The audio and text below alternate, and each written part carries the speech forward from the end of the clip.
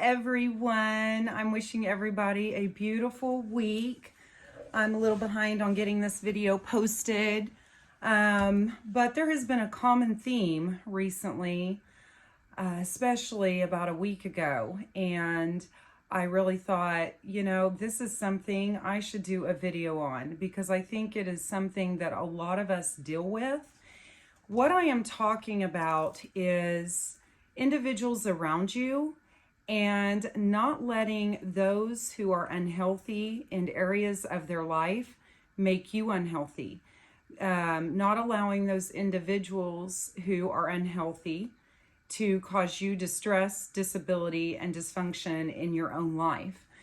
And about a week ago, it seemed like a common theme, not only professionally, but personally, in individuals, whether they were my clients or individuals who I'm just personally acquainted with. So that is what I'm going to talk about today. And I'm sure this is going to resonate with so many people.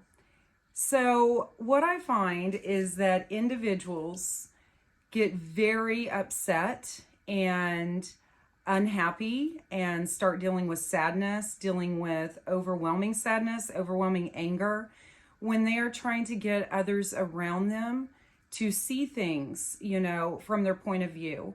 Trying to get someone to see something healthy, trying to get someone to understand where you're coming from. And when that does not happen, you yourself get very frustrated and it starts to take a toll on your own life. When you're trying to get somebody to understand something from a healthy perspective, you have to understand that either an individual sometimes is going to be incapable, and that is hard for us to wrap our minds around. We are all different. We are not the same. There are those of us who are very ego-driven. We're all about me, myself, and I. There are individuals that are about empathy, that are about other people, that really do contemplate higher level processing, thinking about their choices and decisions and how it's going to affect others. However, there are some individuals who truly may be incapable of seeing what you're trying to put out there because of their processing, because of their struggles. The other type of individual, and it can be very ego-driven too, is individuals who do not want to understand. They don't even want to try to receive the information you're giving them because they are defensive, because they have vulnerabilities, because they have insecurities, because they themselves think there is nothing wrong with them and they don't want you bringing to them something that you're concerned about or that you see as very unhealthy. So you've got to remember this when you are trying to point out to individuals a healthy way to go about things or changes they need to make. Some people are incapable. Doesn't mean they will always be incapable, but at that moment they are. And then individuals who just do not want to receive the information. So this is really hard when it's people very close to you that you're in a relationship with. I find individuals really struggle with this when it is family members. It is so hard when you're coming from a healthy standpoint and yet you are trying to express something to family and you're the one getting the backlash for it, or you're the one being told there's something wrong with you, or you're the one in the wrong. And it is heartbreaking for these individuals. I've had so many people say, I don't understand. It shouldn't be this way. This is my mom. This is my dad. This is my sibling. This is my husband. This is my wife. This is my child. And just because they are your family does not mean it's going to be different than if you're talking to somebody else or trying to get somebody else to see something. Because every single person deals with unhealthy patterns or ways of looking at things or their own perspectives. So you've got to remember that. When you are dealing with this, you've got to remember to observe their behavior, reactions, and interactions, and do not absorb it. This is where people really start to struggle, is they take it personal. They're treating me this way. They're saying these things to me. My light went off. I don't know why my light went off. It doesn't matter though. They're saying these things to me and then they take it personal. There we go. That helps.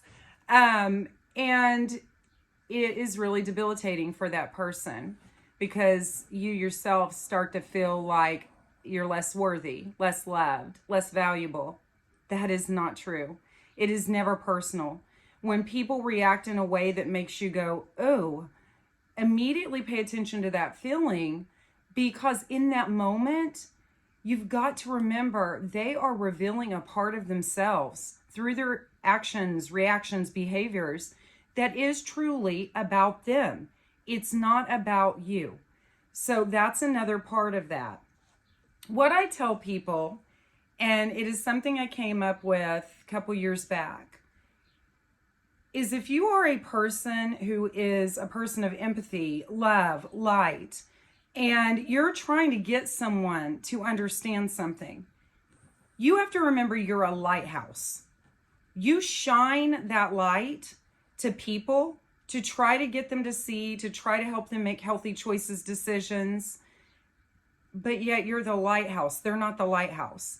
And every person is at the helm of their own ship out there on the ocean. And it is up to them to direct themselves into the message, the light that you're trying to show them. If they do not, that is on them. The thing is, you hold your head high. You stand in knowing that you did the best that you could in trying to get the message across to them, to shine the light across to them. But you cannot change people. You cannot fix people. You can't make other people, turn towards that lighthouse. That is up to them. The only thing you can change is yourself. And again, you've got to remember, I tried and I'm shining this light, and yet they're making their own choices and decisions, and it's not about me. Okay, so that's a very important. You've got to remember that. Where individuals forget that is unhealthy attachment, unhealthy enmeshment with another person. They think if this isn't fixed, I can't be happy. If this isn't fixed, I can't be healthy. If this person is not okay, I'm not okay. And that is so far from the truth, because you are a lighthouse. They are not the lighthouse. And you're doing what you can in trying to get the message across. The other thing I tell people, especially when it's really hard, when it's your family, is you have this idea of how you want it to be, but you've got to accept and embrace that it may not be that way. And that is hard. That is really difficult. But what I've told people is be a generational change maker. Be a way maker. We may not have those relationships with family members that we wish we had, but what we've learned from that, we can apply in our own nuclear families and our families going forward. So if you never had that mother that, showed unconditional love and really was there with empathy and heart and all of those things, you yourself can start to take that stuff and give it to your own children, or even if you don't have children, you can give those things to other individuals who would really benefit. Therefore, you become a change maker and a ripple effect going forward. So that is a really powerful thought to keep in your mind anytime you feel like you're being set apart. Maybe you have an unhealthy family with addictions, patterns of ego-driven behavior, whatever. And yes, it's sad. I'm not saying you're not going to be sad, but don't stay in your sadness. You turn that into looking at, I can define my own health, my happiness. I can be a change maker. I can be a way maker. I can be a generational change maker. And that in itself is very beautiful. I do have some notes here, so you're seeing me look at these notes because I want to make sure I say everything I want to say about this. The other thing is individuals who become so unstable and unhealthy in their own lives because they are investing so much time, so much energy into trying to change these dynamics and these patterns with other people. And there comes a point in time where you have to recognize your health and happiness is the most important. Once you've said everything that you can say, they did hear you.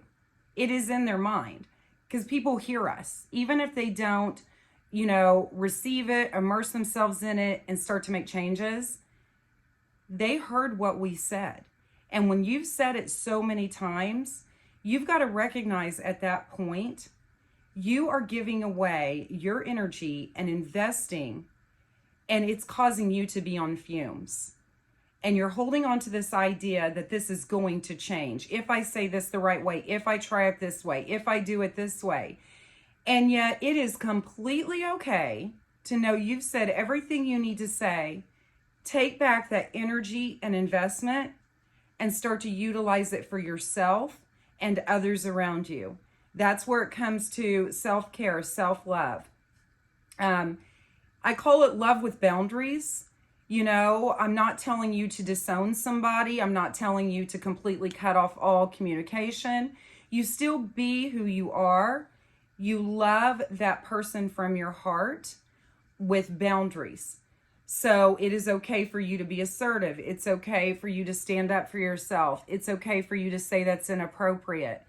We're not excusing their behavior. We're not minimizing, overlooking, and just putting it on a back burner. When it comes down to it, if there are situations where you are being personally attacked or something very unhealthy is going on, it is okay for you to say, that is not okay. That is inappropriate. That's what love with boundaries is. And you can define the kind of relationship that you have with someone. It's not 100%, I'm not having anything to do with you, and 100%, I'm all in, and I'm going to struggle and suffer because of how you treat me. Love with boundaries is defining that in an area along that continuum that is the healthiest for you and holding true to your boundaries and what is best for you. A lot of individuals start to feel extremely angry at individuals in their lives. And a lot of that has to do with them personalizing it and thinking the person is capable of doing that change. And it's something about them. They start to get very angry. How dare you treat me that way? How dare you make those decisions? How dare you go against what is the healthy choice? But what I'm telling you is you've got to remember that it truly is about where they are in their life and what they've gone through in their own upbringing, possibly their insecurities, what's been passed down from generation to generation. It's not about you. And when you start to remember that, you're going to feel empathy. Your heart is going to hurt. It's going to be sad for them. I've noticed this with myself with some few interactions with some individuals where when you start to look at this the right way, something occurs and you don't get triggered. You don't feel angry or feel like you need to defend yourself or say, how dare you? There's been these interactions with individuals where something will happen and I actually feel very heavy-hearted for them because in that moment, I'm recognizing they have something within themselves to fix, and I really hope they fix it in this lifetime because they themselves are imprisoned and in captivity and being held back, and it's really sad. It really is. So whatever is going on in your life with individuals around you, whether it be family, spouse, people at work, anybody, you've got to remember we are our own individual people. People around us do not define our happiness. They do not define who we are on this earth. You can really embrace your own health, your own happiness, your goals, your dreams. You can be productive in life.